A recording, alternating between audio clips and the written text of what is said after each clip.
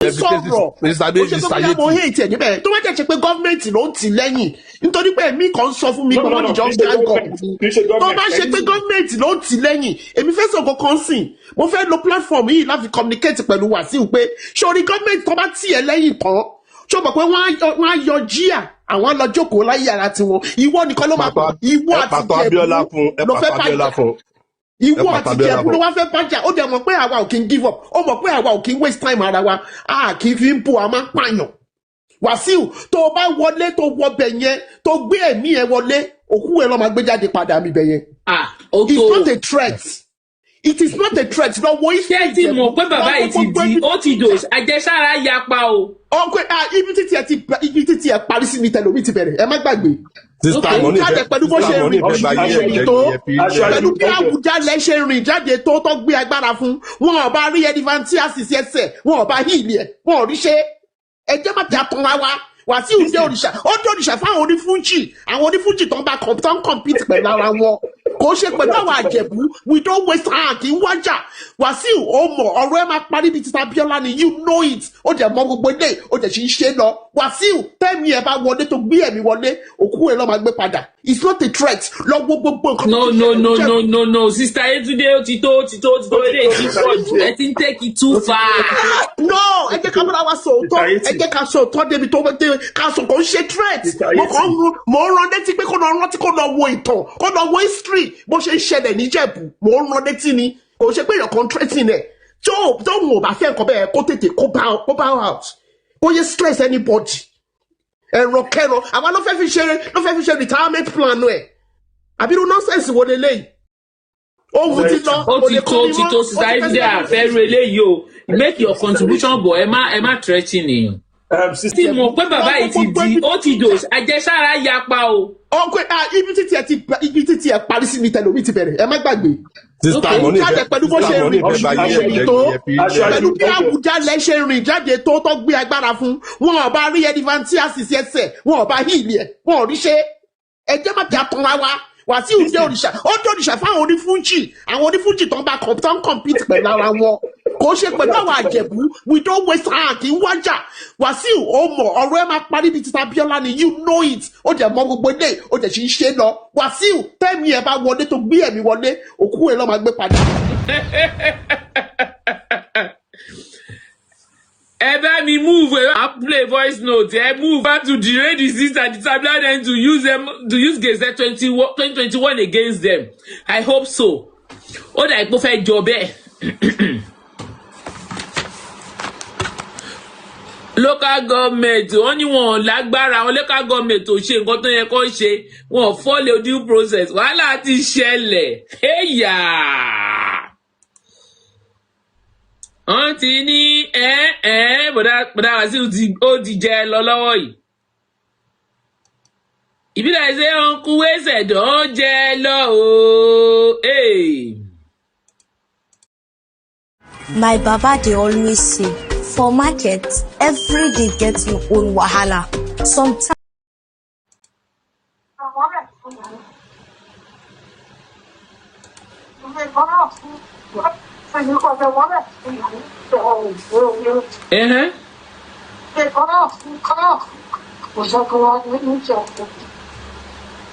Mo ti rí Yeti baby mo ti rí sister mi ara wọn àti background yìí sì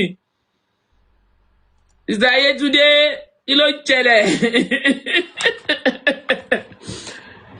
yẹ ti gbé ó ti dé 10,000 ẹ má jẹ́ ń bá wa ẹ má jẹ́ dá àkọọ́lẹ̀ okay o ẹ kálẹ́ mẹ́sẹ̀gì wá lá ẹ gbọ́ mẹ́sẹ̀gì iná ká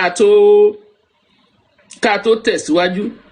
ìjọba ló nílùú ìjọba ló lètò àwọn ọlọ́ládégún tó sọpá dé Ògún ẹ káàárọ̀ gbogbo ẹbí mi ẹ káàárọ̀ gbogbo wọn fúnṣẹ́bù wa ẹ káàárọ̀ gbogbo lé o ẹ káàárọ̀ ẹ̀yin ìyá ẹ káàárọ̀ ẹ̀yin bàbá ẹ káàárọ̀ ẹ̀yin ẹ̀gbọ́n ẹ káàárọ̀ ẹ̀yin àbúrò mi o inú mi dùn ayọ̀ mi kún ní ọjọ́ tòní láti lè sọ̀rọ̀ lórí àkọsílẹ̀ àti ìwé pélébé tí.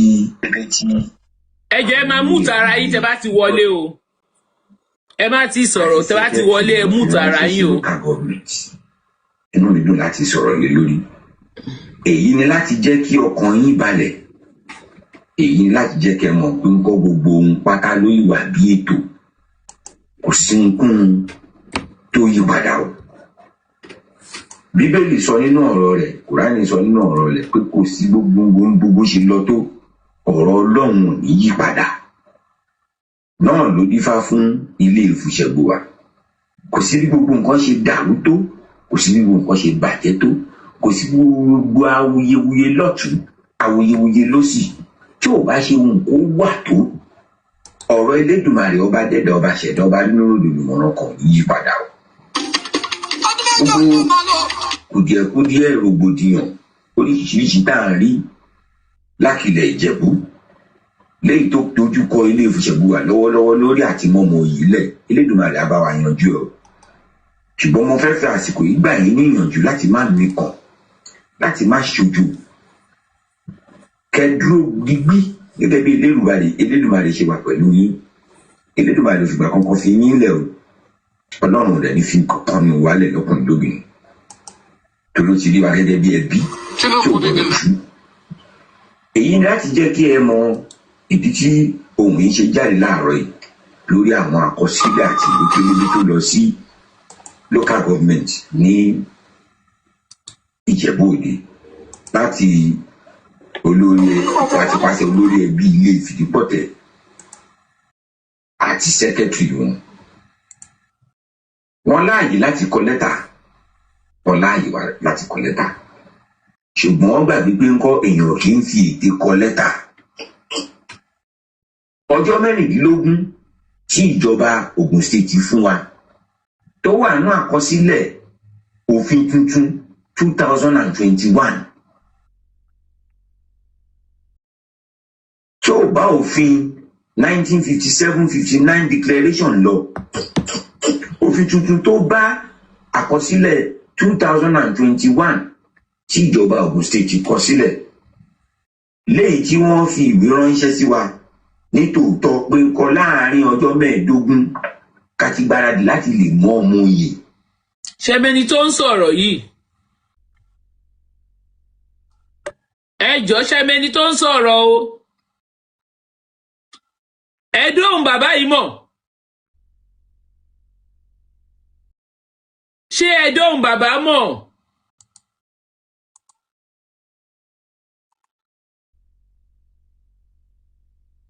Ẹ jọ̀ọ́ ṣé ẹ dóhùn bàbá mọ̀? Ṣùgbọ́n ó ṣe ní láàánú pé ńkọ́ ilé ìfìdípọ̀tẹ̀ ò mọ ohun tó ń ṣẹlẹ̀ nílé wa. Òótọ́ ni àwọn bàbá wa bẹ̀rẹ̀ ìgbésẹ̀ yìí tí gbogbo ọmọ ilé sì ń gbìyànjú ìgbésẹ̀ yìí látàrí ìgbé tó ń lẹ̀ mọ́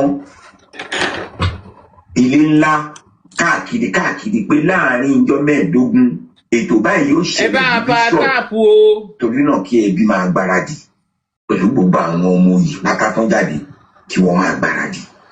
Ṣùgbọ́n ilé ìfìdípọ̀tẹ̀ ò tún wá rántí pé ìjọba ló nílùú. Ẹ máa mú tara yín tẹ́ bá ti wọlé o. Àwọn ọlọ́ládégún tó sọpá dé Ògùn wọ́n ti gbàgbé pé ńkọ́ ìjọba náà tún fi lẹ́tà ránṣẹ́ pé ká dáwọ́ ètò yìí dúró kí àwọn bàbá wa ètò tó yẹ kó wáyé ní on the 15th of December ní Bishop Hall, wọ́n ti gbàgbé pé ìjọba náà ló ní ká dáwọ́ ètò yìí dúró pé káwọn bàbá wa pàdé àwọn náà ní 16th. Mo mọ̀ pé púpọ̀ nínú wa àyà wa máa ṣe gúlégúlé, ọ̀rọ̀ yóò lè yé wa dáadáa. Ìjọba tó ní ká dúró di on the 16th pé káwọn bàbá wa pàdé àwọn ní òkè mọ̀sán tọ́lẹ̀ ti lọ tọ́lẹ̀ ti bọ̀. Àbọ̀ rẹ̀ rí ní ṣókí ìjọba ní tẹ́ gbọ́ ẹ máa gbọ́. Gẹ́gẹ́ bí pé àwọn làwọn sọ pé ńkọ́ Adégún, àwọn náà tún làwọn sọ pé Adéògùn, ọjọ́ tuntun, ìgbà tuntun, àsìkò tuntun tí ètò yìí yóò tún wáyé, àwọn á fìwé tuntun ránṣẹ́ sí wa o. Èsì ibẹ̀ nìyẹn, ìwé tuntun máa jáde lórí ìgbà tí ó jẹ́ kí ètò tó yẹ kó wáyé ní Bishop Hall ní on the 15th ọjọ́ Monday December tí ò ṣe wáyé mọ́, ṣùgbọ́n ìgbà tuntun àtàsìkò tuntun àwọn á fi ránṣẹ́ sí wa, torí náà ká máa bí ètò wa lọ. Àbájáde ìpàdé ọjọ́ Tuesday nìyẹn ní Òkè Mọ̀sán ní Abẹ́òkúta láàárín àwọn bàbá wa àti ìjọba ìlú. Torí náà ẹni tó kọ lẹ́tà wọ́n lówó ni páwọn lẹ́tọ̀ọ́ láti kọ lẹ́tà lórí òfin tuntun 2021 ṣùgbọ́n wọn mọ̀ pé ìjọba tó sọ pé nǹkan báyìí làwọn ṣe fẹ́ ṣe àwọn náà lọ sọ pé ká dáwọ́ dúró dìgbà tí lẹ́tà tuntun máa jáde. Wọ́n kọ lẹ́tà sí local government, wọ́n kọ lẹ́tà sí local government. Local government kódà bó ṣàwọn ti zanga tán lé kò lẹ́yìn mọ́ṣáláṣí lọ kọ lẹ́tà lọ sí ọ̀dọ̀ local government chairman, wọ́n máa gbà wọlé wá dẹ̀ ṣiṣẹ́ lé lórí.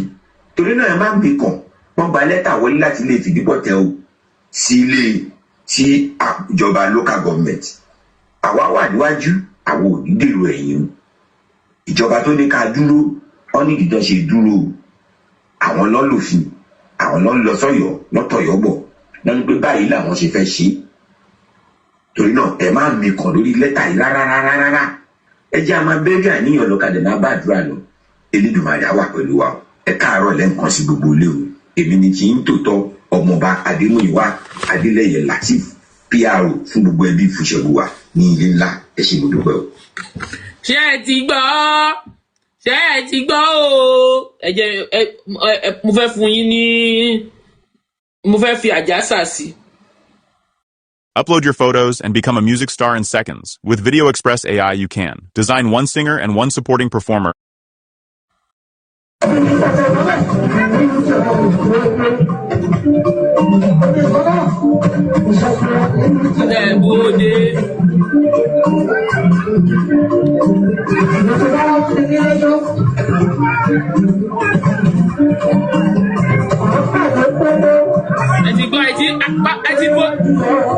Ẹ ti mọ bí tí pópó jẹ́ báyìí ó ní ẹ máa pàdé ń pópó ẹ̀dẹ̀ tí ń pàdé ń pópó ẹ máa gbọ́ lọ.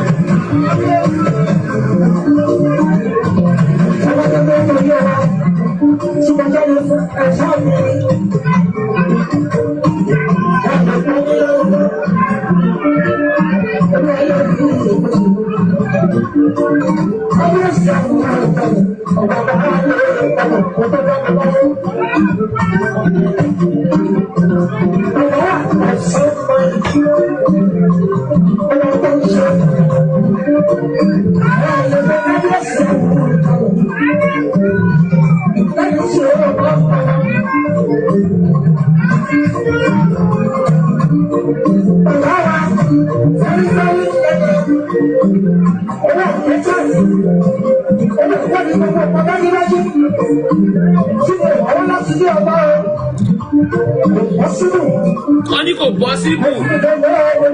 Bàbá.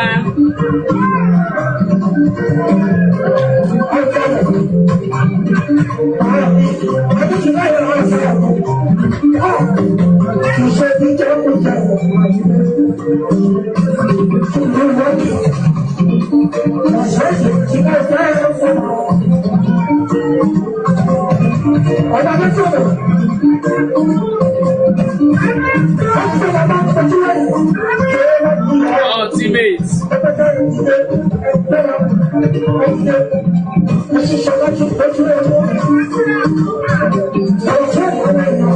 Bàbá yìí ti dé. Ẹ kálẹ́ o. Ẹ kálẹ́ gbogbo ilé.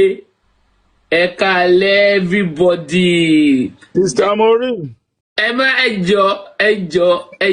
jẹ́ kí gbogbo èèyàn máa pè yín. Kò tí ì kàn yín lọ sẹ́ńpẹ́. Lọ́wọ́ tẹ wà yìí. Nígbà tẹ́bi sọ fún yín tẹ́lẹ̀ ẹ̀gbọ́ ẹ sẹ́ńpẹ́. Ẹ kálẹ́. Gbogbo ti TikTok mo kí yín o, Facebook mo kí yín o, Instagram mo kí yín o, YouTube mo kí yín. Ó yá. Ẹ ti gbọ́ nǹkan tí bàbá wa ọmọọba Adémúyìwá Adélẹ́yẹ Lateef PRO Fúnṣẹ́bùwà ruling house. Agbọ́ ó ti wà lọ́wọ́ tèmi. Ó ti wà lọ́wọ́ tèmi látàárọ̀. Ó ti wà lọ́wọ́ tèmi gan láti àárọ̀ kùtùkùtù. Bọ̀ mo fẹ́ kọ́kọ́ fi sí nǹkan pé mò ń bọ̀ lálẹ́ màá fi síta. Bọ̀ mo check Facebook mi ò rí ń bẹ̀ rárá. good. Ẹ dẹ̀ ti rí i pé bọ̀dá mi wọ́n ti lọ sí ilé ẹjọ́, ó ti ní kẹ́ ẹ pàdé pópó. Ṣe ti pé ẹ̀yin lẹ understand gbogbo bọ̀dá mi kò ròyàn o, ó ní ká pàdé pópó náà gọ̀gọ̀ tó ń jẹ́ pópó lélẹ́yìí o. À ń pàdé. That's fine. So ó tẹ̀ dúró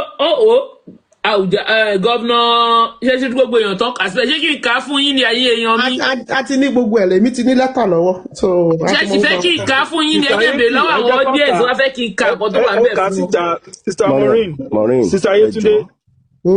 Èmi mo kọ́kọ́ dé ẹjọ́. Ẹni tó kọ́kọ́ dé ó yá go ahead. Ẹjọ́ mo fẹ́ sáré sọ̀rọ̀ kí n bọ́lẹ̀ nítorí pé mo rí pé wọ́n máa ń rèkọ́ọ̀dù show yín. Ó dẹ̀ máa ń wà lórí YouTube everywhere kiri. Mo mọ̀. Ẹjọ́ so and two ìkìlọ̀ dẹ̀ ti jáde láti palace. Okay. So àwọn kankan wà tẹ́ pé wọ́n gbọ́dọ̀ bá irú wa ká tún máa sọ mọ́. Èèyàn méjì ló ti suspend from any activity in Ijebu-land. Bàbá àná ṣe mọ̀ pé wọ́n ṣe lórí program yìí ni. Madam, ẹni mọ ẹni ènìyàn mẹ́gùn. Because èmi ò mọ anything ni èmi kàn ṣe tèmi ni o. So ẹgbẹ́ ẹ̀. Mo kàn fẹ́ sáré sọ̀rọ̀ kí dara bọ́ọ̀lẹ̀ mi nífẹ̀ẹ́ kan tún court kan lọ rí pé ṣé máa yẹ kí tani anyway. Ìjẹ̀bú man of the year mo tún lò wọlé Jésù. Okay, now ìmọ̀ràn ní tèmi ẹ jẹ́ kí n dẹ̀ ṣàlàyé story tí mo fẹ́ sọ. Ṣé rí àpèrè Awujale? Ẹ gbóhùn sókè o. Ṣé ń gbọ́ mi? Àti ń gbọ́ dáadáa. Àpèrè Awujale kì í ṣe àpèrè yẹpẹrẹ. Kì í ṣe àpèrè drama. Kò dẹ̀ ń ṣe àpèrè tíyàn lè máa bẹnu àtẹ́lù ọ̀ kíyàn máa ṣe ní ṣìbáṣìbolo. Ẹni bá dánrú ẹ̀ wò onítọ̀hún àdúrà ni kò fara rẹ̀ lọ. Màá sọ sítórì kékeré kan fún wa. Nǹkan tí mo kàn fẹ́ sọ nìyẹn kí n dẹ̀ra máa kúrò lẹ́nu ẹ̀ kí n kúrò ń bẹ̀. Ọ̀gbẹ́ni kan wà ní ìlú Ìjẹ̀bú. Èèyàn ńlá ni. Tí n bá sọ sítórì àwọn tó máa mọ̀ ṣùgbọ́n mi ní dárúkọ. Ẹni ní agbára lórí ilẹ̀ Nàìjíríà. Ó ní agbára débi pé ó fẹ́ lè jẹ́ pé tó lórí ìlú bá pàṣẹ òun tún ní àṣẹ tún kàn níbi tí ó ní agbára dé. Ó wá di ní ọdún náà lọ́hùn. Ṣàǹpá tí ń fa Ìjẹ̀bú state yìí kì í ṣe ní kì í ṣàná. As far back as 1991. Ẹ bá wa pa tap ẹjọ́ ẹ share ẹ invite àwọn yòókù. Okay. Before 1991 but ní 1991 ni wọ́n tún create àwọn state míì tó dẹ̀ yẹ kí Ìjẹ̀bú náà kó wà ní ara àwọn state yẹn. Ọmọ Ìjẹ̀bú ni number 2 man in Nigeria then tó ní agbára. Ọ̀rọ̀ yìí wá di ọ̀dọ̀ mi ni mo fẹ́ sí, ọ̀dọ̀ ẹni mo fẹ́ sí. You mean the capital? Bẹ́ẹ̀ni. Awujale àná. Ó ní Mẹ́ni tá ẹ̀ sọ sà, mo ti mẹ́ni yẹn. Ìjẹ̀bú-Òde rí capital kéèbá gbérí Ìjẹ̀bú-Òde. Èmi ṣèbérò máa ti dán dédé yẹn wò. Òun ní agbára wà lọ́wọ́ òun. Òun wà níjọba. Òun mọ lágbájá. Òun mọ tàmẹ̀dù. Ibi tóun bá lágbára dé, ibẹ̀ lòun máa lò ó. Nítorí náà. Díyà lẹni tó ń sọ. Díyà. Àníkẹ́ má dárúkọ a. Táwọn èèyàn tó táìpù ẹ̀ sórí kìíní. Díyà ẹni tó mọ̀ díyà. Mo mọ̀ ẹ má bínú but díyà ni ó mú. Ibi tí kápẹ́tà yẹn máa wà rèé.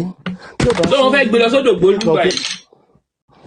In fact, wọ́n ti clear ibi tó ti clear fún báyìí hectares of land ló ti clear because assurance wà pé wọ́n máa announce Ìjẹ̀bú state. olórúkọ pé kábíyèsí ní kéèbárí gbé Ìjẹ̀bú-Òde nífẹ̀ẹ́ kéèbá gbé Ìjẹ̀bú-Òde máa gbé ràn rẹ lọ nífẹ̀ẹ́. Kíni at the end of the day ó kù 2 days to the announcement.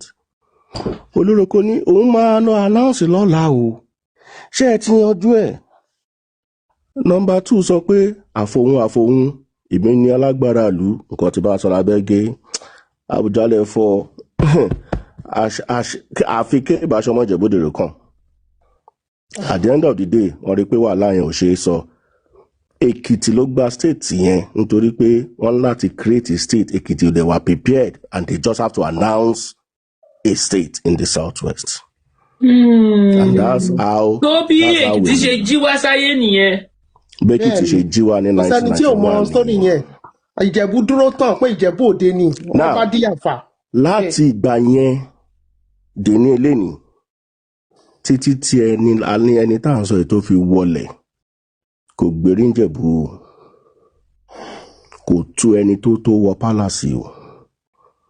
Ó tẹ̀ ní problem rẹ̀ kò tẹ̀ tó ẹni tó ṣe ṣàyà gbangba wọ pálásì. Tó tẹ̀ tó ṣàyà gbangba wọ Ìjẹ̀bú. Ibi tí Ìjẹ̀bú burú dé nìyẹn o. Ìjẹ̀bú ò kọ̀ kó da gbogbo ẹnu. Ṣùgbọ́n ìwọ tó ṣe okùnfà yẹn wàá mọ̀ ń ṣu o. Ọpẹ́lọpẹ́ bàbá wa ń gbà yẹn tún wo tọ́lọ́run mọ́ lára ńgbà tó fẹ́ níwà. Only this story has nothing to do with ọbaṣip. Máyégún ló sọ bẹ́ẹ̀. Ṣe sùúrù mi ló ní ṣe pẹ̀lú ọba mi ní kò ní ṣe pẹ̀lú ọba. Ṣùgbọ́n ohun tí mò ń sọ ni pé Ìjẹ̀bú òṣè bá fa. Wọ́n ní fún Wasiu kan mí ní nǹkan tó ń try Ìjẹ̀bú òṣè bá fa gbogbo orúkọ báyìí.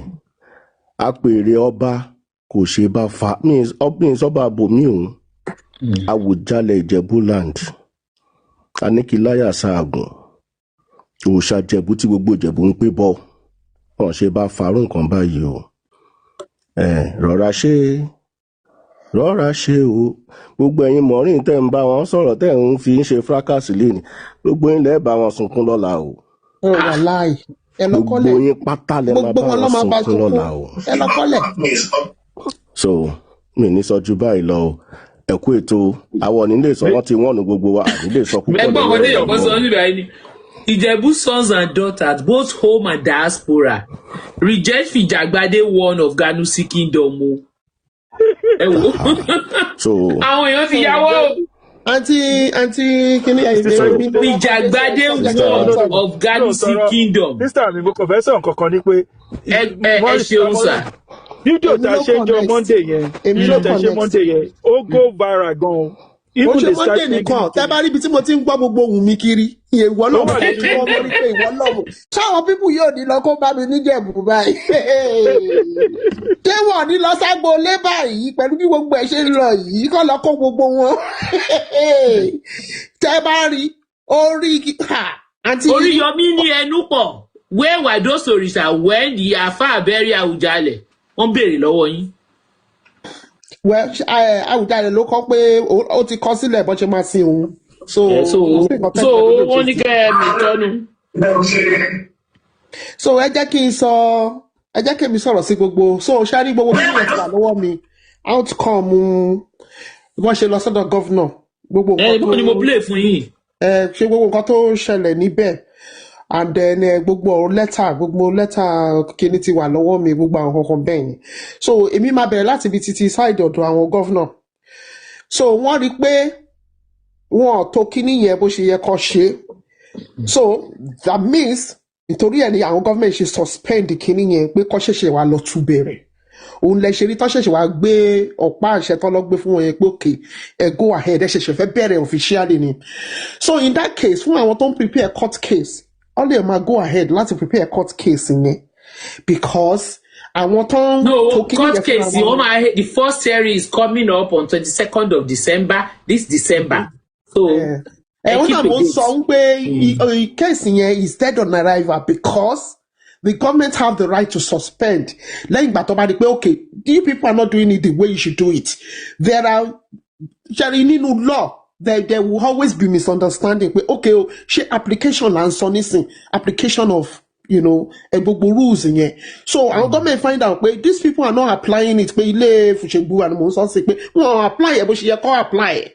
So that was a mistake on their side. Or clear someone no. So because 65 years ago, not Isheru Egbeyin. So kò sí court kankan tó máa dè wọ́n mú tó máa sọ pé wọ́n ṣe nǹkan tó yẹ kó ṣe. For them láti make effort láti sọ pé àwọn fẹ́ mú candidate jáde, ó hàn pé they are committed to nǹkan tó yẹ kó ṣe. But it is equal, and at the same time it is equally wrong. 60 people nínú nǹkan ẹyọ kan. No, wọ́n ṣe ni wọ́n máa vote ara wọn down títí ni wọ́n ní right ẹ jẹ́ ká bára wa sòótọ́.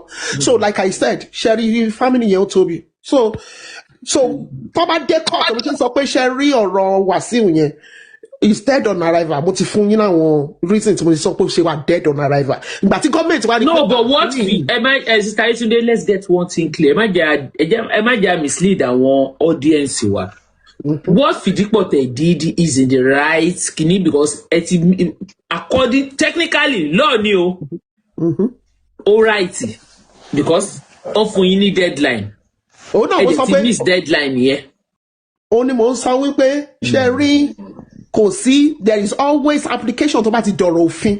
Kò sẹ́ni tó mọ̀ tán. Only mo sọ nsìn. And one make ignorance is not an excuse in law. No, any solution but when they say now candidate wọn government ló ní kó suspend. That is one thing. It was all over the media. Gbogbo kini ló máa present. Àwọn náà ní lawyer wọn present ẹ. Wọ́n ti fẹ́ announce candidate until the government ní kọ́kọ́ suspend ẹ pé kó wá rí àwọn. Wọ́n dẹ̀ lọ and government dẹ̀ wo gbogbo ọ̀nà tọ́lọ̀ tó fi ṣe government pé no, it seems you people are not doing it the right way. Ó yẹ ṣẹ̀ṣẹ̀ tú bẹ̀rẹ̀. Àwọn ṣẹ̀ṣẹ̀ àfúnyín ní ọ̀pá àṣẹ kẹfì ṣẹ̀ṣẹ̀ bẹ̀rẹ̀ gangan nísìnyí pé we want you to be transparent. But as we speak, there is no date yet. There is no date. Ṣẹ̀ṣẹ̀ báyìí sí mi.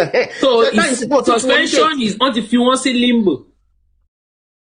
Ìròyìn ayọ̀ la gbé wá bá yín lẹ́yìn o. Sadu Prime ti ṣe àyè ilẹ̀ fún ẹnikẹ́ni tó bá fẹ́ kọ́ bó ṣe ń ṣe e-commerce business lórí íńtánẹ́ẹ̀tì lẹ́yìn. Nínú. Even everybody ń sìn ni everybody àti Wasiu fún rẹ̀ kò sí déètì fún anybody not just fún Ṣègùwà. Ṣé Wasiu ní kankan ṣe ni Wasiu buy time ni na? Well, only my buy time. Ó ti achieve. No, there's one thing. Gbogbo wa fail to realize. Ẹ jẹ́ kí n sọ̀rọ̀ tán ká má ba ẹ jẹ́ kí n mo fi owó mú lẹ́yìn kọ̀ọ̀kan ni títí outcome títí ọ̀dọ̀ governor nìyẹn. Òun náà fún rẹ̀ like I said letter to court yẹn ó ti ṣe kínní government lè suspend government case yẹn tó bá dé court sẹ́ àní dé first hearing yẹn kò hold ground nǹkan tí mo try láti sọ ni is going nowhere so yẹn báyìí listen and then what other things so once it's suspended then it's suspended the government have the right láti suspend nǹkan láti put something on hold. Sherry, one thing I want people to understand pé tí àsìkò bá ti tó tí government sọ pé okay àwọn fẹ́ mú ẹlòmíì ṣé yẹ yín nísìn only 2 weeks yẹn máa bẹ̀rẹ̀ sí ní count kò mean wípé ọjọ́ tí Awujale bá kú ní 2 weeks bẹ̀rẹ̀ sí ní count no. Ẹ má gbà pé interim wà in place. Yesterday we understand perfectly from December 3rd. Ni ó ti ń kàǹtì. Bẹ́ẹ̀ni. Fún ọ ní date and it's clearly stated in that letter. Okay. And the 2021. They said this all clearly stated. Wọ́n violate. Cherry, there's no sentiment in this. No, kò sí settlement bẹ́ẹ̀. Ṣé àpótí ẹ̀ mọ̀ pé without the violating wọ́n fẹ́ announce candidates kó tó di pé wọ́n ní kọ́ 116. Only the first only from local government to the local government from local government chairman to the commissioner. They say there is a process that they did not follow. That's part of the problem. Follow process here, then that's why it's suspended. Wà ní inú point nǹkan tí mo sọ yìí. No, mo sọ mo wà lọ́wọ́ mi sẹ́ mo mi ò òótọ́ ni nǹkan tẹ́ sọ. So that is why it is suspended. Àti Wasiu àti everybody. Government jẹ́ ní right láti suspend. Bí ẹni àti Wasiu ò sí láàrin yín ẹ ti mo ti fídíò kan níbí báyìí. A point of correction Sister Yetunde no. Fusegbuwa came out, wọ́n disown ẹ̀ completely so he's not part of the process. àníṣe mọ̀ pé òun náà fight fún seat yẹn àtòun tó ń fight fún àsìkò Túndé ó fight kò fight ẹ jẹ́ ká follow bí nǹkan ṣe ṣẹlẹ̀. Thank God I am a neutral person.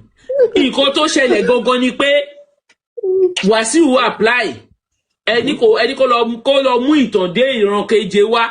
Bẹ́ẹ̀ni. After the ìran keje ó lọ hire èèyàn according to bàbá tí nǹkan tí ẹbí sọ. They came out and they said it's not part of us. Yes. Now and eventually it's not part of us. Èmi tí ẹ jẹ́ kí n tún fún yín ní one reason. Tẹ́ bá ti wo lẹ́tà yẹn dáadáa, ó yìí tún claim pé Fùṣègbùà lòun ti wá. Tẹ́ bá tún wo lẹ́tà yẹn dáadáa. Lẹ́tà tó lọ sí court. Ó ní òun wá force from Fìdípọ̀tẹ̀ to Fùṣègbùà. But tẹ́ bá rí court tó yẹ lè sí lẹ́tà tó send sí court sí. Ó sì ń claim Fùṣègbùà. Méjèèjì ló claim ó ní last one ní bíbá òun wà ní last statement. Ní kíni kan tó kó yẹ ká jáde àǹtí Maureen. Ẹ ká jáde. Ẹ má sọ mí dàntí Wasiu. No, mo ní àǹtí Maureen ló yẹ ká jáde nǹkan tó wà ń bẹ̀ last bíbí tẹ́ ló wà. The last one ó ní let me use another excuse me. No cancel. Ó ti gba penalty wọ throwing. Ṣé mo lè bá yí kà? Ẹ bá yẹ bàbá mi because only under 16 on number 16 it said now showing to me and marked SB4 is the counter affidavit mark 1 first to 5th.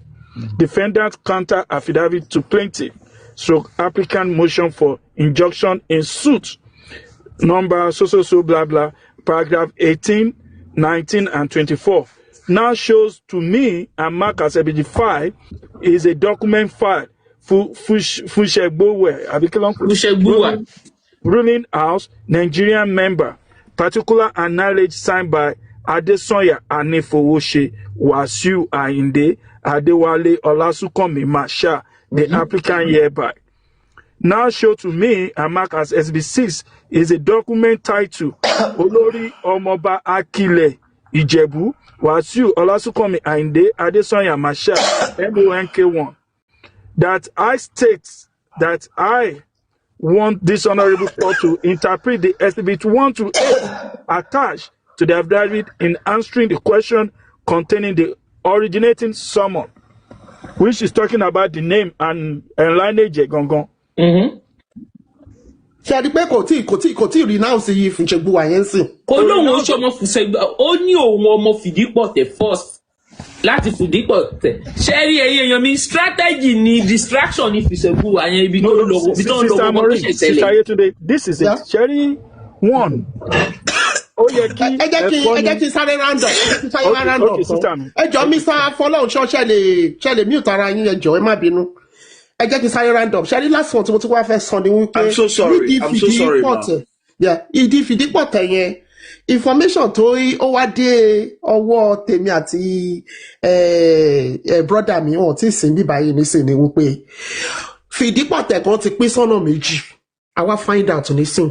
Ṣé rí olórí family Fìdípọ̀tẹ̀ gangan tó ṣe bá ṣe pé wọ́n ní pé wọ́n fẹ́ mú ọba lẹ́yìn tó ṣe pé tó máa jẹ ọba yẹn gangan nìyẹn. Ṣé Ọ̀ṣínúsì bàbá wa kùsì?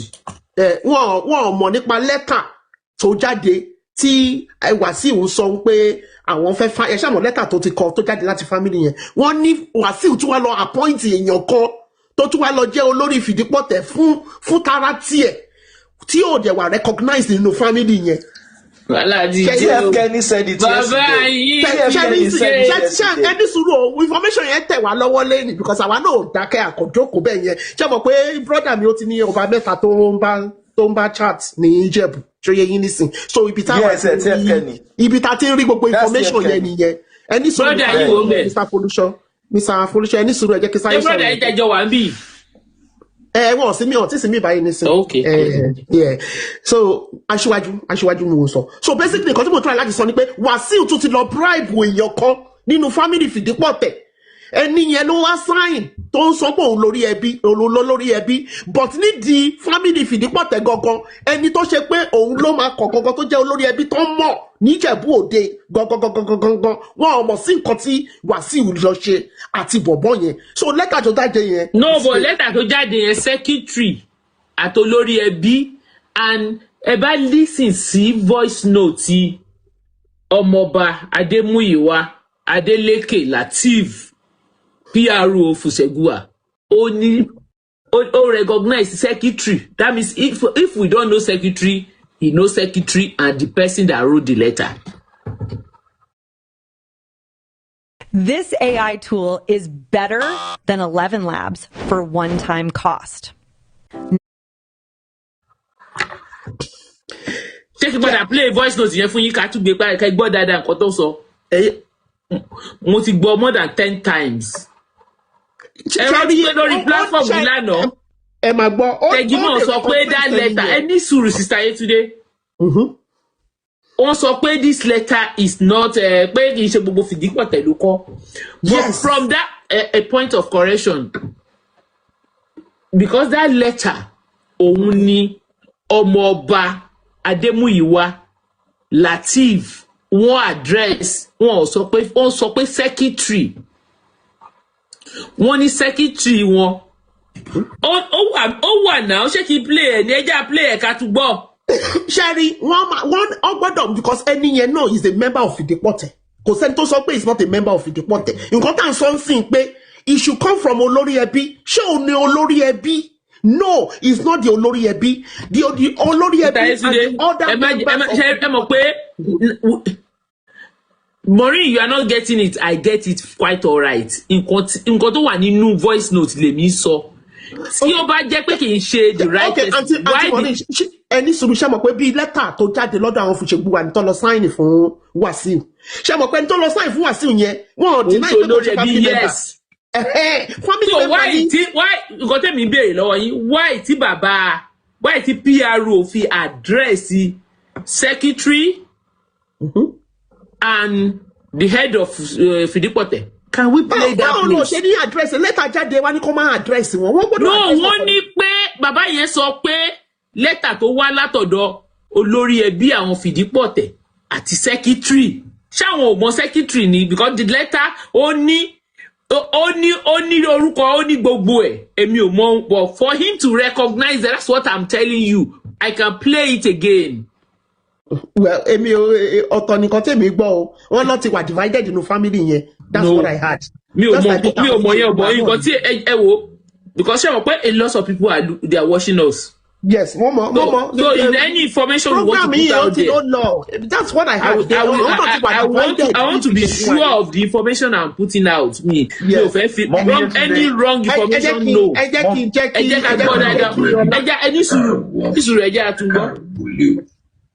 Ẹ káàárọ̀ ẹ̀yin ìyá, ẹ káàárọ̀ ẹ̀yin bàbá, ẹ káàárọ̀ ẹ̀yin ẹ̀gbọ́n, ẹ káàárọ̀ ẹ̀yin àbúrò mi o. Inú mi dùn, ayọ̀ mi kún ní ọjọ́ tòní láti lè sọ̀rọ̀ lórí àkọsílẹ̀ àti ìwé pélébé tí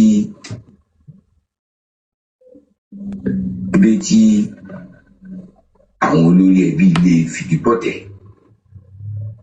àti sẹ́kẹ́tìrì wọn fi ránṣẹ́ sí local government. Inú mi dùn láti sọ̀rọ̀ lé lórí. Sister Yetunde ṣe ti gbọ́. Mo gbọ́ yín because mi fẹ́ ká change narrative. No, mi ò change. Mo sọ fún yín mo ní Wasiu fún rẹ̀ tó lọ mú olórí ẹbí. Jerry anyhow tó lè mú olórí ẹbí. Olórí ẹbí méjì ń sìn lọ recognize níbẹ̀ yẹn ń sìn ní family yẹn.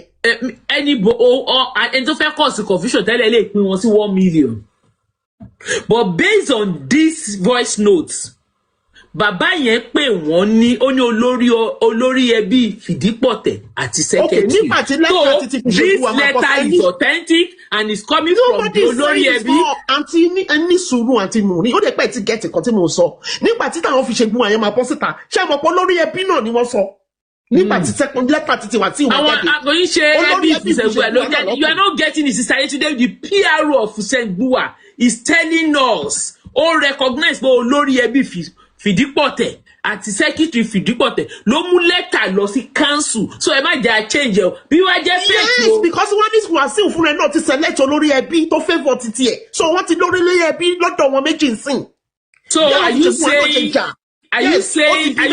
saying olórí ẹbí Fusegua ó recognize kò mọ the right olórí ẹbí Fìdípọ̀tẹ̀ ni? wẹ́ bọ́n ṣe ń play mọ́ lórí ẹbí méjì ní Fìṣègbúwà wọ́n ti di méjì náà lọ́dọ̀ àwọn Fìdípọ̀tẹ̀ Wàsíù wọn ló appoint èèyàn kan nǹkan tèmi gbọ́ nìyẹn. Ó possible bọ̀ nǹkan tí èmi sọ fún yín nísìnyí tí ẹ fẹ́ tẹ́ ẹ ti get ni pé mo get yín for this baba to recognize the letter.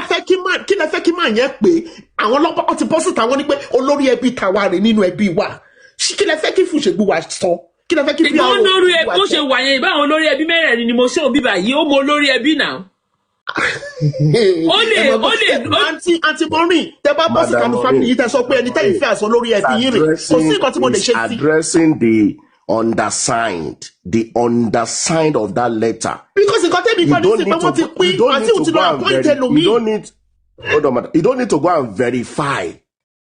He is addressing a letter purported by undersigned. The undersigned, if it is Olórí Ẹbí, so he is addressing the letter and the undersigned, the secretary. That does not mean the letter is authentic. That does not mean that letter is signed by the main Olórí Ẹbí. He is only responding to that letter. Exactly. Nǹkan tẹ́mi ń try láti sọ nìyẹn. Wọ́n ti pín lọ́dọ̀ tiwọn náà. Wọ́n ní Wasiu did nǹkan tẹ́mi gbọ́ nìyẹn o. After that, wọ́n tún change the color. Wọ́n ní Wasiu ti lọ appoint èèyàn kan. Wọ́n ní Wasiu appoint èèyàn kan tó favour ẹ̀. Ó wá mú ìyàsọ lórí ẹbí títí ọ̀dọ̀ tiẹ̀. Ṣùgbọ́n the main olórí ẹbí gangan tí wọ́n mọ̀ nínú family yẹn wọ́n ní kò tí ì sọ̀rọ̀ wọ́n ní kò sẹ́ni bọ́ọ̀lù. So bọ́ ṣe kọ́ sára lẹ́tà yẹn ẹni orúkọ ìbàjẹ́ Maureen ok kí ló lẹ́tà yẹn wá kọ́kọ́ Maureen olórí ẹbí is going to address it as olórí ẹbí. But kí ni orúkọ olórí ẹbí Fìdípọ̀tẹ̀ kí ni yóò lè we can check the letter. Letter wà lọ́wọ́ wa.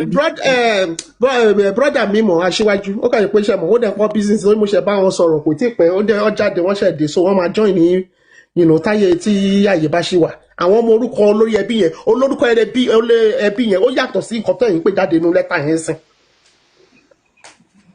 Okay. Ẹni tó wà well known ní ṣàwọn pé Fìṣègbúwà náà a ní problem yẹn náà ó náà ni mo sọ náà ẹ wẹni tó lọ bọ́ síta tó lọ fine. So please until gbogbo ọ̀ṣẹ̀ bá wa dá sí gbogbo ọ̀ṣẹ̀ so please the PRO is only addressing the undersigned. That's what is undersigned. Today ẹ káàsán everybody on the panelists. Sayetunde àti mo kàn fẹ́ sáré sọ̀rọ̀ àti Makini Midas more or whatever. Ṣé ohun tó ṣẹlẹ̀ ní wípé ẹ̀yin ẹ lọ tó léyìn. Bàtẹ́ ètò lójoojúmọ́. Normal lè ṣe wọlé. Wọ́n ní tí lè bá smooth. Tẹ́ bá ti slack tó máa lè bá wọlé ó máa dànù. Wasiu tún adóṣẹ́rí bàtí orúkọ tún sùn lé Ogun State government. Wọ́n ní Wasiu appointed ẹni báyìí as olórí ẹbí. Ṣé ẹni bẹ́ẹ̀ yẹn? Ẹ wò ó tún èèyàn mélòó ni ṣé bàbá tí Wasiu fẹ́ sùn sí kọ́ọ̀tù tó play. Nǹkan tó tẹ̀ láti sọ fún yín ni pé do or die ni òun máa joyè yẹn nǹkan tó tẹ̀. Ṣé títí rí nǹkan tó ti bọ́ síta sí ṣé títí rí ilé tó bọ́ síta sí. Ẹ ti rí nǹkan tó bọ́ síta sí àwọn aláwọ̀ kan ti bọ́ síta àwọn aláwọ̀ kan ti drown ẹni sùúrù ẹni sùúrù ẹ jẹ́ sáré sọ ilé àwọn aláwọ̀ kan ti bọ́ síta sí wọ́n ní ipa àtàn wípé Wasiu ló máa di Awujale ìyẹn kọ́. No, ilé tèmi rí ẹjẹ́ yẹn kà fún yín mo fẹ́ kà yẹn fún yín. Ẹ jẹ́ gbọ́ ẹ tún rí yẹn. Ẹ mọ̀ pé social media lẹ́wà ẹ máa rí oríṣiríṣi fake news máa fly. Sister Maureen, this is it. Ṣẹ́rí àkọ́kọ́ kóòtù tó lọ to me Wasiu jẹ́yàn kan yẹ kó Ọlọ́run bùkún ọ̀rọ̀ Wasiu dàbí yàn kan tí yàn kan fi kọrin ó ní ẹlòmíì orí jẹ́ orí mu àṣírí ẹ̀ ń bò. Wa kọjá. Ọrùn ẹ máa gbẹ̀yìn bíi ti tàbí ọ̀la yẹn lọ́kọ́ rẹ̀. Ṣẹ́rí gbogbo nǹkan tó ń ṣẹlẹ̀ ẹ̀kọ́ méjì ló yẹ kí gbogbo akọ àkọ́kọ́ ó kọ̀ wọ́n kan tó sọ lẹ́nu ẹ̀kejì ó ń kọ̀ wọ́n kan tó lójú kòkòrò àìnítẹ́lọ́rùn. Ṣẹ́rí nǹkan tèmi rí bẹ́ẹ̀ ni pé Wasiu ṣe kì í ṣe Wasiu ló ń ṣe gbòkìní àwọn fáǹsẹ̀ tó ń tì ní ẹja sòtọ̀rọ̀. Báyọ̀ rẹ̀ ti máa sọ̀rọ̀ ọ̀rọ̀ báyìí. I beg to disagree. Okay, mo gbà bẹ́ẹ̀. Ẹ̀kejì ṣé àwọn fans are long to last how many years? Ẹ rò pé it's a journey of today. Okay. It's not a journey of today. Ẹmọdún tó ti plan yẹn. Mr. Pusho. I beg to disagree. Mr. Ola, please, I want to say something. When you are talking on social media, be very careful in your usage of words. Is very, very important. She understand. Kasoro generally. Mr. Stamori. Let's just talk generally. Okay. Don't curse anybody. You understand? No, I'm not cursing you. Sorry, me or anything. Will curse anybody. EKG. For him, if he can have the power to stop, because me saw until the back boy hearing in Monday, allegedly. Show me to court if I saw. Sherry, can a judge tell some family if this is your family member? Show possible. Question me here. Toba possible and toba ni possible. But Mr. Ola get it clear. Court only jurisdiction debe yen. Court only jurisdiction. But ẹ̀yin fún ara yín ni ṣegbo wa ẹ ti ní mistake. Mr. Already. Ẹ ti cause that deadline 30 minutes yẹn. Wọ́n lè lo against government jáde back up kò dẹ̀ sí nǹkan tó bá dá. Anti-Maureen kí ni proof deadline tẹ̀ sọ okay wọ́n fún wọn ní third. Sister Maureen wọ́n lè lo against wọn. Wọ́n fẹ́ràn announce candidate wọn. Ọ̀dọ̀ Sísáyé Túndé ẹ jẹ́ kí n ṣàlàyé nǹkan tó ṣe lè lò. Ṣé wọ́n ti fẹ́ mú nǹkan wọn and state and government ló ní power all over individual. So pay state and Dapo Abiodun and it was in the news. Dapo Abiodun stopped it. Dapo Abiodun did not stop that thing on that 15. And they did not go. You could, from the letter to Dapo Abiodun release, you can see that Dapo Abiodun was aware. No stop one. I'm the one that stopped it. It wasn't their power. So if they didn't bring any date now, it has nothing to do with Figebua. It has everything to do with Governor Dapo Abiodun. But Wasiu, so I don't know. He's so desperate. Can I tell you people? And he wants to any government money demo.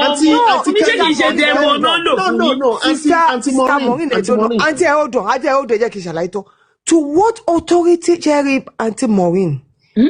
Lawyer we eat. It's not big deal. Wasiu be one lost court. Ability to prove himself. Imagine to insist. Lawyer we eat. Even to buy your money.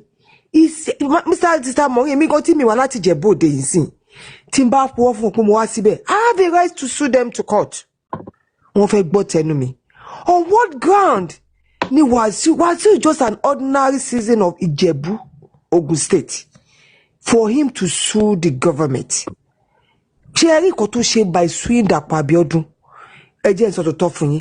Wasiu knew that Dapo Abiodun, there is some people close to Dapo Abiodun that want this Awujale. That is all he did. Let me tell you, the court will listen to it and throw the case out. And if they shows anybody, God bless you. God bless you. God bless you, TF Kenny. Cherry, Anti-Maureen. Moti Sokini, other Anti-Maureen law of accept. Cherry, our people here, they were about to announce their candidate. 14 days in ago, they were about to announce their candidate. They will be don't teach mistake. Don't distract around. Extension to full Kawan is a wrong move. Yeah, Kawan lọ fún wọn fún àwọn tó kù. Wọ́n fún àwọn tó kù. No pẹ̀lú extension náà bo ló já sí. But Sister Maureen, top to fún extension. This man ya tún dùn mú. Ìyókò jẹ dagboru ni tẹ́ bá ń gbọ́ máa lò tí dàgbà. When the bastard go up, Emma will use of words. Alleged. Anti-Maureen wọ́n lè di inú fún yẹn. I've said this several times that your opinion remain your opinion. Kò sédè tó kàn tèmi. Nǹkan tèmi bá sọ ni, ebi kọ́mọ lè dáràn, náà ṣe ń fún wa lórúkọ. Mo kàn ń wò ká ṣàánú wọn.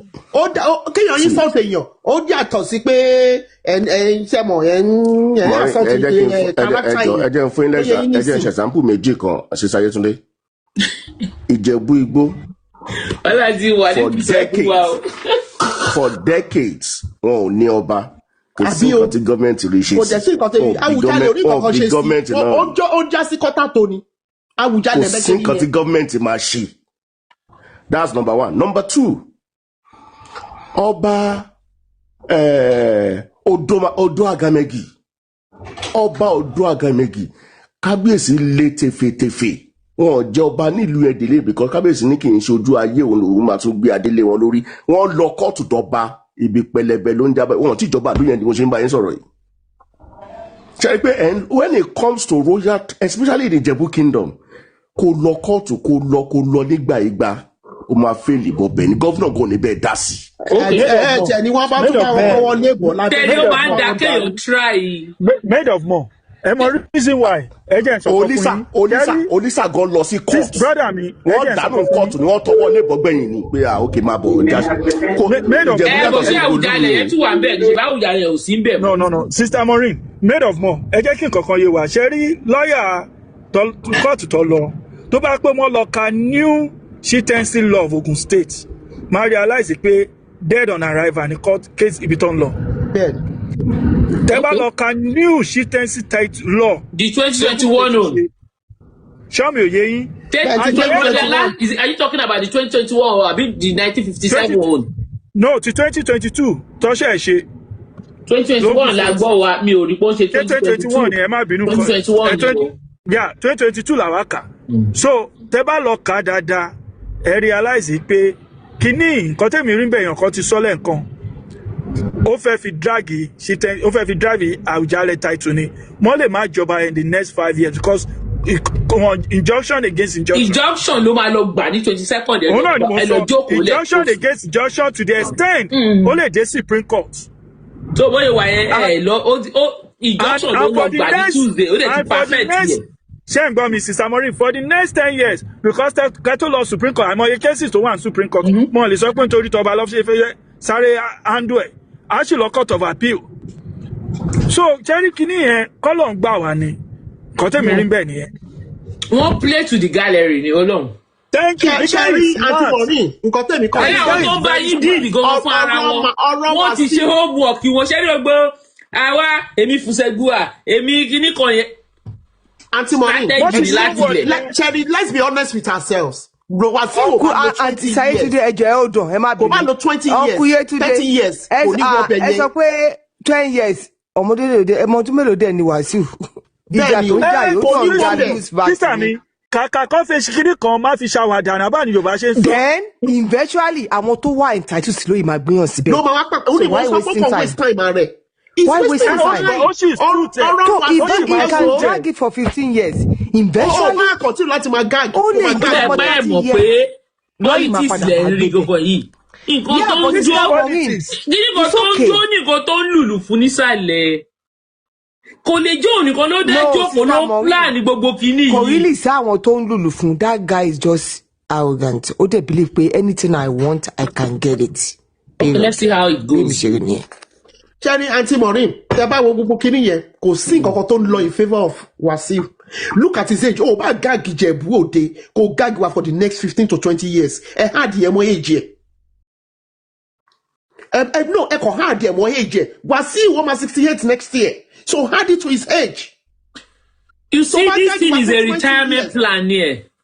Ìdílé by 70 kò ní lè kọrin mọ́ ó fẹ́ jókòó retirement plan ẹ̀ Awujale. Àwọn mọ̀ pé nǹkan tó fẹ́ ṣe nìyẹn ṣùgbọ́n àdìjẹ́ kó lò wá. Ẹni bá ti pé 60 gan-an lè fi jọba, how about torí 67? Kọ́tẹ́mi gbọ́ nísìn 40 to 60 lọ́nà ní kọ́ mú age. 50. Wọ́n ní no any sùúrù 40 to 60 years ni mo gbọ́. No 40 to 60 lọ́ni mo máa lọ́gbọ́dọ̀. 40 to 60 lè mọ̀. Nobody say it's 69 next year. Mi náà 68 lè mímọ̀ pé ó wà nísìn. But sister mi, this is it. Ẹ jẹ́ kí nǹkan kan yé wa. Either 40 to 60 or 40 to 70. Ẹni tó ní nǹkan ṣe, ẹni tó lè fún wàrà ó lè dá wàrà nù. Ó ti ń dànù already nísìn. Wàá ti ń dànù already. Mistake kan tí ẹ̀gbọ́n mi tún ṣe ni pé ẹ má bínú brother mi ẹ jẹ́ sá parẹ́ mistake tẹ́gbọ́n mi tún ṣe ni pé tó bá fi ìjọba bóyá Ọlọ́run tó fẹ́ fi ẹlẹ́mì kúkú tẹ́lẹ̀ ṣé ẹ̀gbọ́n mi wò ọmọ Ìjẹ̀bú náà ni ẹ̀gbọ́n mi náà ni ẹ̀gbọ́n yín kọ́ àbúrò yín ni Awujale ló fẹ́ jẹ kó ń ṣe Awujale òun fẹ́ jẹ ọ̀tọ̀ tó máa jẹ Awujale. Sister Maureen, Awujale ni ẹ̀gbọ́n yín fẹ́ jẹ kó ń ṣe Awujale orin ìyẹn ló ń fight fún. Ká lè dá tí ó rẹ̀. Ẹ kálẹ̀ o, ẹ lè dá sí mà. Ẹ kálẹ̀ o. Àǹtí Yétúndé Sísímù rè Bàbá brother mi ẹ kálẹ́ gbogbo ẹ̀yin tẹ́ ti ń sọ̀rọ̀ látẹ̀kan ẹ kálẹ́ ẹ ń sọ sense ṣùgbọ́n ẹ rí i pé mo máa ń tún sọ pé tọ̀dọ̀ mi máa ń yà síbi kan sẹ́. ẹ mọ̀ pé yín wà lára àwọn ẹ mọ̀ pé ẹ wà lára olórí. bọ̀dá yẹn ọlọ́run ní ṣe rí gbogbo wa nobody above mistake. Ṣe ráwa Yorùbá a máa ń ignorance ń bá wa jà gan. A máa ń wo àti neglect ẹ kàn máa neglect nǹkan àdéhùn kéré apín. Ṣe rí Igbo ṣe rí gbogbo tá à ń dragi wàláì wọn bí ọ̀tá Yorùbá kúrì. Wọ́n á ti lọ bá gods àwọn idol worshiper àwọn yẹn wọ́n á ti consult ẹ̀. alájà ẹni sùúrù ẹ kẹ́ tó máa sọ̀rọ̀ kí n Wasiu fara ẹ sí dòṣà. ẹ máa gbọ́ ẹni ẹ máa gbọ́ àwọn Ìjẹ̀bú náà ló fi lágbára tẹ̀ ń sọ yìí. ẹ máa gbọ́ àǹtí Sisi Yetunde ẹ máa gbọ́ ẹ farabalẹ̀ ṣe rí àsọ pé kò dòrè ẹ máa gbọ́ ṣe rí wọ́n ti gbẹ́bọ̀ dáhùn lé ṣe mọ̀ pé wọ́n ti ń túrò tán ti ń rorò láti bí ọdún bóyá bí ọdún méje before tí bàbá Aláàfin Ọ̀yọ́ wọ́n ti ń pa kájà wọ́n ti ń ṣe gbogbo ìpínlẹ̀ wọ́n ti fi self interest pé àwọn love ẹ̀ wọ́n ti ń ro lágbára ṣe wá rí tí kò bá ń jẹ́ gbogbo ohun tá à ń sọ tí kò bá ń jẹ́ pé AI ní bọ̀dá Wasiu o ẹ máa gbọ́ o tí wọ́n bá ń jẹ́ AI o kó jẹ́ pé bóyá kàn ń ganú sí aproko lásán ni o ó lè jẹ́ AI ní gbogbo nǹkan tá à ń gbọ́ o ṣe rí bọ̀dá Wasiu wọ́n ti prepare ara wọn tẹ́ ẹ bá ṣe lé ayé náà wọ́n sọ fún yín pé àwọn ti kọ́ àwọn churches wọ́n kọ́ mọ́ṣáláṣí wọ́n ní shrine ẹ̀sìn mélòó ní ibẹ̀ ní Nàìjíríà. mẹ́ta. So mẹ́tẹ̀ẹ̀ta ni bọ̀dá Wasiu ń ṣe ẹ rí i pé gbà kan wọ́n kó ilẹ̀kẹ̀ ẹbú sẹ́sẹ̀ wọ́n ń rorò wọ́n ń tu bí obìnrin tó fẹ́ túlé ṣe rí ẹ̀yin Ìjẹ̀bú-Òde I repeat I said it yesterday ṣe rí tí látìgbà tí mo ti wà ń kékeré sẹ́ ni mo ti máa ń gbọ́ Ìjẹ̀bú-Òde pé mo kì í fẹ́ bá Ìjẹ̀bú ní kí n bá rọ ọmọ kékeré Ìjẹ̀bú mo kì í fẹ́ bá wọn ní argument torí mo máa ń bẹ̀rù Ìjẹ̀bú pé bí ìgbà tó jẹ́ pé Ṣàngó ni pé tẹ́ ẹ bá lanu báyìí torí máa ń gbọ́ fọ́ ṣé ń gbá àárín Ìjẹ̀bú máa ń gbọ́ fọ́ kí Ìjẹ̀bú bá fọ́ kó o máa rìn lọ ṣó o máa rìn lọ. Sherry, if they are not going to exercise that they have that local power. Kó ojú sọ́ọ̀bù ní bẹ́ẹ̀ ṣó má gbà padà. Ẹ máa gbọ́ mi rò fọ pé Ìjẹ̀bú ṣì wà. Aṣíwájú ọmọ ọba. Aṣíwájú ti dé mi rò fọ Ìjẹ̀bú wà. Sherry, I want Ìjẹ̀bú to exercise that pé ní local power wa is still intact. Tí yẹn ò bá ti lè ṣẹlẹ̀ ṣe ti gbọ́ àwọn bandits wọ́n ṣẹ̀ṣẹ̀ bẹ̀rẹ̀ tí wọ́n mọ̀ kó wa ní ọlọ́pàá máa kẹ́ everybody ni. Mi ní sọ tí bọ̀dá wà sí tú gbogbo nǹkan tá à ń gbọ́ tí kò bá ń jẹ́ AI o pé AI báwo. AI wọ́n má jẹ̀pọ̀n gbó allegedly ṣe ń pé àti ìgbọ́lẹ́nu bọ̀dá wà sí gangan kó sọ pé báyìí à ń gbọ́. kí ẹ tún fẹ́ ṣé kí n play fún yín ni kò dá orin ló fi dá yín lóhùn. Mo mọ̀ kó ni ọlọ́tẹ̀ ni ẹni tí ò lè tó lé fújì kò lè tó yàrá ẹ̀. The future is conversational. Get an edge over the competition and ship incredible customer. Bọ̀dá yẹn ò ní mi rí kárátà kan tí mo lè fún wọn pé superb. Honestly, I don't hate him. I love him. Torí music. Without that, mi ò like ìwà kankan lára wọn láti dọ́ tí mo ti mọ̀ wọ́n. Kò lè bí mi. Ó fi ọdún dùn mí lọ ni. Instead kẹ́ ẹ sọ tòótọ́ pé tí yóò fẹ́ ẹ wá fi kò gbọ́ ẹ fi kò sọ mí ti ara yín. ẹ wo aṣíwájú ẹ lọ ẹ ṣọ́ra yín o. alájà ẹ mú tì ẹ jẹ́ kálájà parí ọ̀rọ̀ ẹ mú tì. allegedly alájà ni máa fún ẹ̀gbọ́n mi. Ọlá stop ẹ ṣe fẹ́ gbọ́ ẹ máa gbọ́ bọ̀dá Wasiu ò lè farúgbó 62 years ni mí so ọdún méje náà gbà lọ́wọ́ mi àbí mẹ́fà so wọn à lè fẹ́ mi àti ẹ̀ lè jọra arúgbó alájà irọ́ ni gbogbo ọbẹ̀ àjọ máa gbára àìmọye àwọn arúgbó tó máa wà láàfin. ànírú irú èmi ò tẹ arúgbó tẹ àti ẹ ọ̀dọ́ tí bọ̀dá Wasiu sì léegun wọ́n lo gbogbo àfàtọ̀ wọ́n níbi tó fẹ́ tọ̀ sí wọ́n sì fẹ́ bímọ oyè so tí kò bá ń jẹ́ AI o allegedly mi ò rò pé bọ̀dá Wasiu ló ń ṣe gbogbo nǹkan tó ń ṣe yìí mo rẹ́sì kéèsì mi ẹ jẹ́ ká sọ bẹ́ẹ̀ allegedly. mo fẹ́ dá ẹni tó ṣe àwọn náà sọ̀rọ̀ bí. Sister Maureen ṣé pé mo sọ kíní ẹ̀ tàlájà náà tó sọ mi ò rò pé òun ni àwọn kan ló ń ti ẹ̀gbọ́n yẹn. ẹ ṣọ́ra yín ẹ̀yin bíbú yìí o. Sister Maureen. ẹ ṣọ́ra yín níjẹ ẹ̀yin ẹ̀jẹ̀ ń sọ pé kì í ṣòun. ẹ wo Sister Maureen ẹ jẹ́ kí bàbá sọ̀rọ̀. Níbo ni ọláwọ̀ láti jọ ìtọ́lá wá sí school. bàbá ẹ kálẹ́ o. mo wá lánàá Sister Maureen ti close ni. láago mẹ́ta ẹ fẹ́ pa mí ni aago mẹ́ta ni mo ṣe kúrò bíi lánàá. Abdulmamorin ẹ jẹ́ kí n dá wàhálà kan lẹ̀. Olóhùn tọmọ lè gbélé gbúwà náà. Ta ló sọ ilé ta ló sọ pé bàbá ta ló sọ̀rọ̀ èmi ìmọ̀ ṣé mẹ́dọ̀ fún aṣíwájú lọ sọ̀rọ̀ aṣíwájú ẹ ti dìde lálẹ́ yìí o. made of money mi ò tí sọ̀rọ̀ made of money ló sọ̀rọ̀. Ó yẹ kẹ́ mọ̀ pé nǹkan tẹ́ bá gbọ́ lẹ́nu mi tẹ́ bá gbọ́ lẹ́nu made of money tẹ́ gbọ́ lẹ́nu Yeti tẹ́ gbọ́ lẹ́nu Ọlá authentic ni.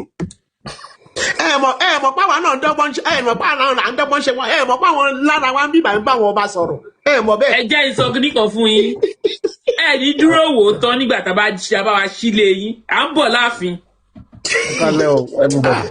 ẹ kálẹ̀ jọ. mo dẹ̀ ń wo ẹkún tí mo rọ. Wasiu ọ̀rọ̀ ẹ máa gbẹ̀rọ̀. ẹ wo ti tọ́ ẹ múùtù ẹ jẹ́ kí Islander sọ̀rọ̀ ẹ kálẹ̀ bàbá mi.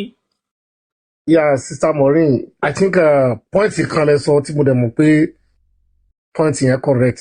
I mean, from my own view, mistake tí wọ́n ṣe ò ní pé wọ́n fún ní that 3-day grace. Because they ṣe mistake. 3-day grace yẹn 3-day grace tí wọ́n fún yẹn pé okay wọ́n extend the 3 days fún òun nìkan wípé just because ó show interest lately. 3 days yẹn òun ló jẹ gbà yìí bí gbogbo nǹkan tó wà lẹ́yìn òun ló bí everything because adébíyìn pé wọ́n stand by that wọ́n ju pépà ìdànù bó ṣe sọ pé kò ṣeé ṣe yẹn ni wọ́n ti wà ní that Friday tí wọ́n bá carry on that Friday wọ́n á ti ṣe nǹkan tó fẹ́ ṣe wọ́n á ti nominate candidate wọn pé ẹni tá a fẹ́ fi ṣeré so then tí ó máa kàn kú pé kí àwọn kìnnì kan lọ sọ́dọ̀ local council wọn kan lọ sí ọ̀dọ̀ state governor kan àmọ́ so tẹ́ bá rí nínú charges tí ó press gonsin ó involve state governor pàápàá ó charge state governor mọ́nú ọ̀tà àwọn fọba jẹ so ẹ ti àwọn méje ló kà ń bẹ ẹ ti mọ̀ pé kò sí connection láàrin òun àti state governor èmi mọ̀ láti lẹ̀ pé state governor ẹ má sọ bẹ́ẹ̀ mọ́ pé kò sí connection gbogbo ẹ àbíbù yóò lè jẹ́jẹ́ mọ́ ọmọ wa Islander ẹ má sọ bẹ́ẹ̀ mọ́ ẹ má trust anybody lọ́wọ́ tẹ wà yìí politics ló play lọ́wọ́ yìí. pé ó máa lọ kóòtù àwọn èèyàn bá mi jiyàn ṣó wàá lọ báyìí àbí kò lọ. èmi mo sọ fún wọn gbà ẹ bọ àti sọ lórí platform yìí náà. àǹtí Maureen ṣẹ́rí èmi mọ̀ pé Wasiu tó ń kígbe tó ń gbó lábẹ́lábẹ́ ń sìn èmi mọ̀ pé nǹkan kan ajá ńlá kan ló ń tì lẹ́yìn.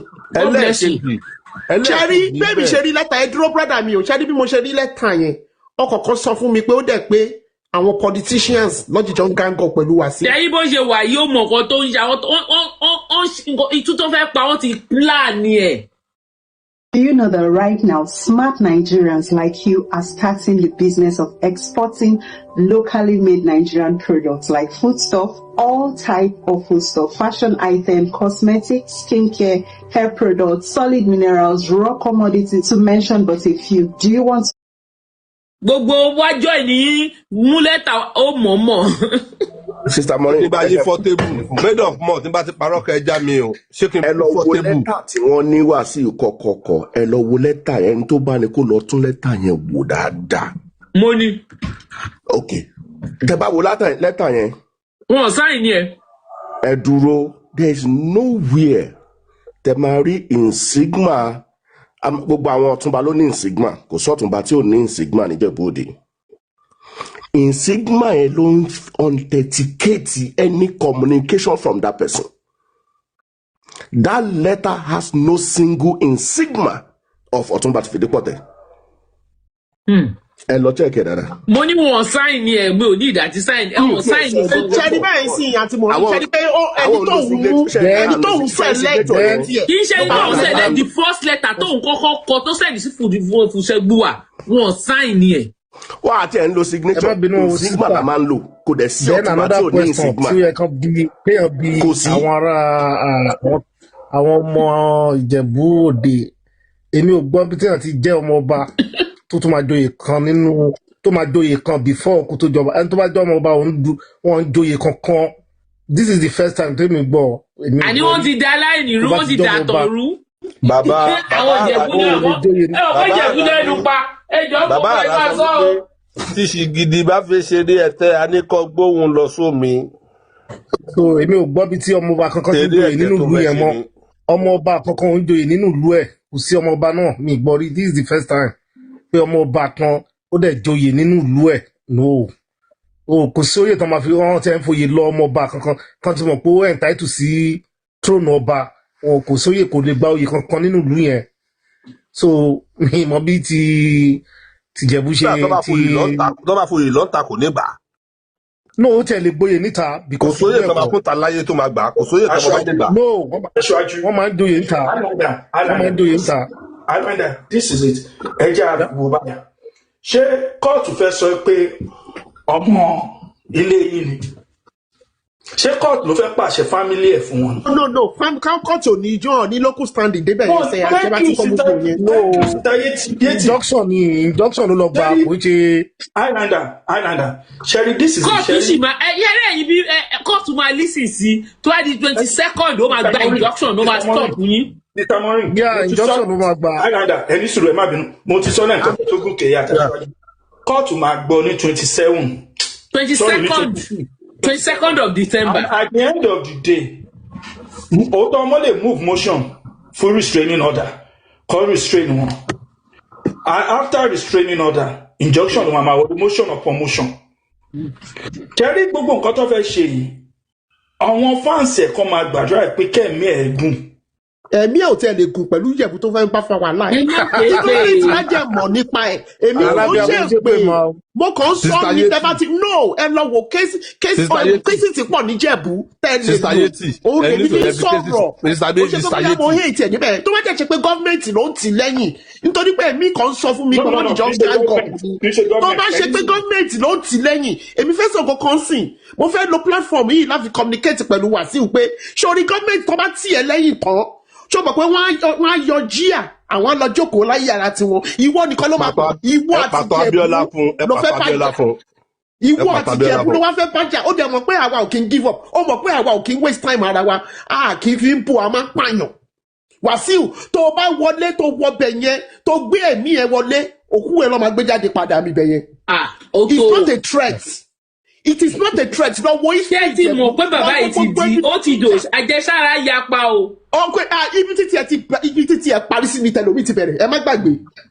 òun jáde pẹ̀lú bó ṣe rìn tó pẹ̀lú bí Awujale ṣe rìn jáde tó gbé agbára fún wọn ò bá rí elephantiasis ẹsẹ̀ wọn ò bá hí ilé ẹ̀ wọn ò rí ṣe ẹ jẹ́ má ti àtàn wa Wasiu dé òrìṣà ó dé òrìṣà fáwọn onífújì tó ń bá compete pẹ̀lú ara wọn kò ṣe pẹ̀lú àwọn Àjẹ̀bú we don't waste time kì í wájà Wasiu ó mọ̀ ọ̀rọ̀ ẹ máa parí bíi títa Bíọ́lá ni you know it ó jẹ́ mọ gbogbo ilé ó jẹ́ sì ń ṣe lọ Wasiu tẹ́mi ẹ̀ bá wọlé tó gbé ẹ̀mí wọlé òkú ẹ̀ lọ́ máa gbé padà. It's not a threat.